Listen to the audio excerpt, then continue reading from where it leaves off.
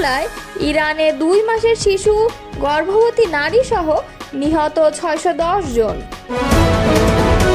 নেতানিয়াহুর উপর বিরক্ত ট্রাম্প। প্রতীক সহ নিবন্ধন ফিরে পেল জামায়াত, প্রজ্ঞাপন জারি। দাড়িপাল্লা প্রতীক ফিরে পেল জামায়াত। এতক্ষণ শুনছিলেন সংবাদ শিরোনাম, এবারে বিস্তারিত। টানা 12 দিনের ইসরায়েলি বিমান হামলায় ইরানে কমপক্ষে 610 জন নিহত হয়েছেন এবং 4746 জন আহত হয়েছেন বলে জানিয়েছে দেশটির স্বাস্থ্য মন্ত্রণালয়। স্বাস্থ্য মন্ত্রণালয়ের মুখপাত্র হোসেইন কেরমানপুর সোমবার সর্বশেষ এ তথ্য জানান। তিনি জানান, নিহতদের মধ্যে 13 জন শিশু, যাদের মধ্যে সবচেয়ে ছোটটি ছিল মাত্র 2 মাসের। নিহতদের তালিকায় 49 জন নারী রয়েছেন, যাদের মধ্যে 2 জন ছিলেন গর্ভবতী। আহতদের মধ্যে এখনও 971 জন হাসপাতালে চিকিৎসাধীন, যাদের মধ্যে 687 জনের অস্ত্রোপচার করা হয়েছে। কেরমানপুর আরও জানান, 5 জন স্বাস্থ্যকর্মী নিহত, 20 জন আহত হয়েছেন এবং 60টি হাসপাতাল ক্ষতিগ্রস্ত এবং ধ্বংস হয়েছে। এর মধ্যে 6টি জরুরি সেবা কেন্দ্র, 4টি ক্লিনিক এবং 9টি অ্যাম্বুলেন্স রয়েছে। ইসরায়েল 13 জুন থেকে ইরানের বিভিন্ন পারমাণবিক, সামরিক ও আবাসিক স্থাপনায় একের পর এক বিমান হামলা চালিয়ে আসছে। এর পাল্টা জবাবে ইরানও করেছে প্রতিশোধমূলক অভিযান।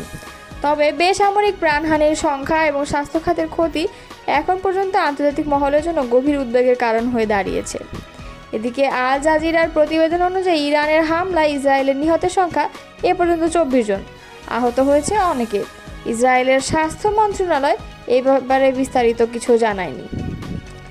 যুদ্ধবিরতির পরও ইরানের উপর ইসরায়েলের নতুন হামলার ঘটনায় চরম ক্ষোভ প্রকাশ করেছেন মার্কিন প্রেসিডেন্ট ডোনাল্ড ট্রাম্প। প্রধানমন্ত্রী বেনিয়ামিন নেতানিয়াহুর প্রতি বিরক্ত হয়েছেন বলে জানিয়েছে আল জাজিরার যুক্তরাষ্ট্র প্রতিনিধি ফিল লাভেল। লাভেল বলেন, ট্রাম্প স্পষ্টতই নেতানিয়াহুর প্রতি খুবই বিরক্ত। এমনকি বলা যায় তিনি নিজেকে বিশ্বাসঘাতকতার শিকার মনে করছেন। ইউরোপে একটি ন্যাটো সম্মেলনে যাওয়ার আগে সাংবাদিকদের সঙ্গে কথা বলেন ট্রাম্প। সেখানে তিনি বলেন, ইসরায়েল এবং ইরান দুপক্ষই যুদ্ধবিরতির চুক্তি ভেঙেছে, যা অত্যন্ত হতাশাজনক। তবে ফিল লাভেল বলেন, যদিও ট্রাম্প দুপক্ষের বিরুদ্ধেই কথা বলেছেন, তবুও তার বেশি রাগ ছিল ইসরায়েলের উপর, বিশেষ করে নেতানিয়াহুর আচরণের কারণে। ওয়াশিংটন সূত্র জানায়, যুদ্ধবিরতির প্রস্তাবে নেতানিয়াহুর সমর্থন পাওয়ার পর ট্রাম্প কাতারের সহায়তায় ইরানের সাড়া আদায়ের চেষ্টা করেন, কিন্তু এর কিছুক্ষণের মধ্যেই ইসরায়েল ইরানে হামলা চালায়। মার্কিন প্রেসিডেন্ট ডোনাল্ড ট্রাম্প জানিয়েছেন, তিনি ইসরায়েলের সাম্প্রতিক পদক্ষেপের বিষয়ে একেবারেই খুশি নন। ন্যাটো শীর্ষ সম্মেলনে যাওয়ার আগে সাংবাদিকদের সঙ্গে আলাপকালে তিনি বলেন, আমরা নির্ধারিত সময়ের পরে একটি রকেট নিক্ষেপ করা হয়েছে এবং ইসরায়েল এখন মাথা ছাড়িয়ে যাচ্ছে, এদের শান্ত হওয়া উচিত। তিনি আরও জানিয়েছেন, গতকাল এমন অনেক কিছুই তিনি প্রত্যক্ষ করেছেন যা তার পছন্দ হয়নি। যুদ্ধবিরতি ঘোষণা হওয়ার প্রসঙ্গ উল্লেখ করে তিনি বলেন, আমরা চুক্তি করার পরপর ইসরায়েল যা করেছে তা আমার পছন্দ হয়নি, তাদের নিক্ষেপ করা উচিত হয়নি। ট্রাম্প বলেন, আসল কথা হলো, দুটি এমন দেশ রয়েছে যারা দীর্ঘ সময় ধরে এবং এত কঠিন লড়াই করছে যে তারা নিজেরাই জানে না তারা কি করছে। এয়ারফোর্স ওয়ানে রওনা হওয়ার কিছুক্ষণ পরই মার্কিন প্রেসিডেন্ট সামাজিক যোগাযোগ মাধ্যমে একটি পোস্ট করে জানিয়েছেন যে যুদ্ধবিরতি কার্যকর আছে। ট্রাম্প বলেন, ইসরায়েল ইরানে হামলা করবে না, সব বিমান ঘুরিয়ে তারা দেশের দিকে রওনা হবে এবং ইরানের সঙ্গে বন্ধুত্বপূর্ণ প্লেন ওয়েভ করবে। কেউ আঘাত পাবেন না, যুদ্ধবিরতি কার্যকর হয়েছে। এই বিষয়ে মনোযোগের জন্য আপনাদের ধন্যবাদ।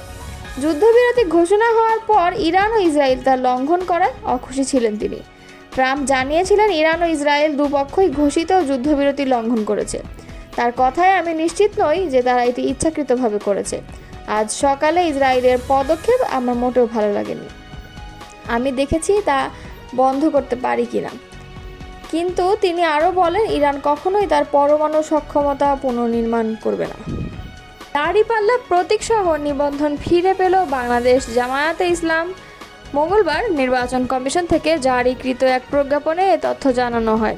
প্রজ্ঞাপনে বলা হয়েছে, আদালতের আদেশের পরিপ্রেক্ষিতে বাংলাদেশ জামায়াতে ইসলামী নামীয় দলের নিবন্ধন বাতিলের বিষয়ে নির্বাচন কমিশন কর্তৃক প্রকাশিত 2018 সালের 28 অক্টোবরের প্রজ্ঞাপনটি বাতিল করে বাংলাদেশ জামায়াতে ইসলামের নিবন্ধন দলীয় প্রতীকসহ পুনর্বহাল করা হলো।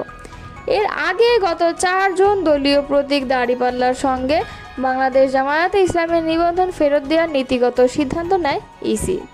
সেদিন সভা শেষ করে নির্বাচন commissioner brigadier general Abul Fazal Mohammad Sanaullah সাংবাদিকদের বলেন, জামায়াতে ইসলামী তাদের প্রতিনিধি দলের মাধ্যমে আমাদের কাছে একটি আবেদন করেছে যে তারা চায় তাদের দাঁড়িপাল্লা যে দলীয় প্রতীকটি ছিল সেই প্রতীকও যেন অন্তর্ভুক্ত হয়। এটা নিয়ে বিশদ আলোচনা করেছি।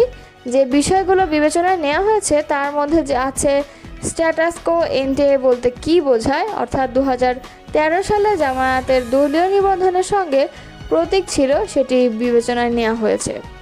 উল্লেখ্য, 1986 সালে তৃতীয় জাতীয় সংসদ নির্বাচনের আগে বাংলাদেশ জামায়াতে ইসলামী দলীয় প্রার্থীদের জন্য প্রতীক হিসেবে দাঁড়িপাল্লা বরাদ্দের জন্য আবেদন করে নির্বাচন কমিশন। পরে আবেদনের বিষয়টি বিবেচনায় নিয়ে তৎকালীন নির্বাচন কমিশন নির্বাচনী প্রতীক হিসেবে দাঁড়িপাল্লা প্রতীকটি বরাদ্দ দেয় জামায়াতকে। 2008 সালে নির্বাচন কমিশন যখন রাজনৈতিক দল নিবন্ধন চালু করে তখনও চাহিদা অনুযায়ী দাঁড়িপাল্লা প্রতীক দেওয়া হয় জামায়াত ইসলামীকে। পরে আওয়ামী লীগ সরকারের আমলে হাইকোর্টে এক রিটের আদেশের 2013 সালের রাজনৈতিক দল হিসেবে জামায়াতের নিবন্ধন অবৈধ ঘোষণা করা হয়। পরে তাদের নিবন্ধন বাতিল করে নির্বাচন কমিশন। 2016 সালে রাজনৈতিক দল বা প্রার্থীকে প্রতীক হিসেবে দাঁড়িপাল্লা বরাদ্দ না দিতে প্রয়োজনীয় ব্যবস্থা নেওয়ার জন্য নির্বাচন কমিশনকে চিঠি দেন সুপ্রিম কোর্ট প্রশাসন। পরে উচ্চ আদালতের চিঠির প্রেক্ষিতে 2017 সালের 9 মার্চ দাঁড়িপাল্লা প্রতীক বাদ দিয়ে নির্বাচন পরিচালনা বিধিমালা 2008 সংশোধন করে গেজেট প্রকাশ করে ইসি। বাংলাদেশ জামায়াতে ইসলামীর পুরনো প্রতীক দাঁড়িপাল্লা পুনরায় বরাদ্দ দিয়েছে নির্বাচন কমিশন। এছাড়া তাদের নিবন্ধনও পুনর্বহাল করা হয়েছে।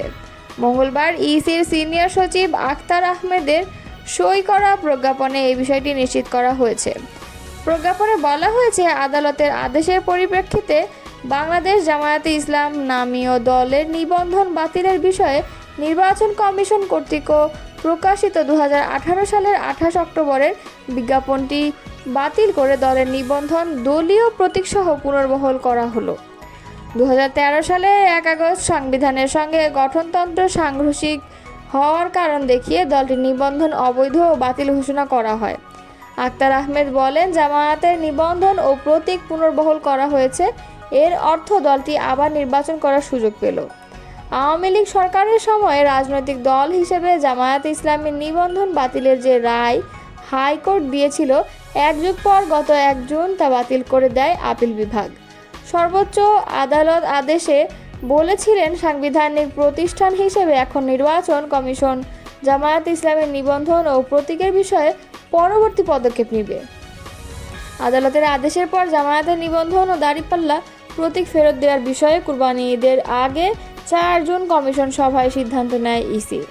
সভা শেষে সেদিন ইসি আবুল ফজল মোহাম্মদ সানাউল্লাহ বলেছিলেন, নির্বাচন কমিশন নীতিগত সিদ্ধান্ত নিয়েছে জামায়াত দলীয় নিবন্ধন ও প্রতীক ফেরত পাবে।